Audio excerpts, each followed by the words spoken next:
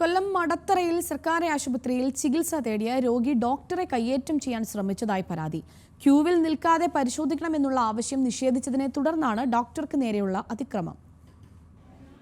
ഇന്നലെ രാവിലെ കൈക്ക് വേദന അനുഭവപ്പെടുന്നുവെന്ന് പറഞ്ഞാണ് മടത്തറ സ്വദേശി ബിനു ആശുപത്രിയിൽ ചികിത്സ തേടിയത്. മദ്യപിച്ച ശേഷമായിരുന്നു ഇയാൾ എത്തിയത്.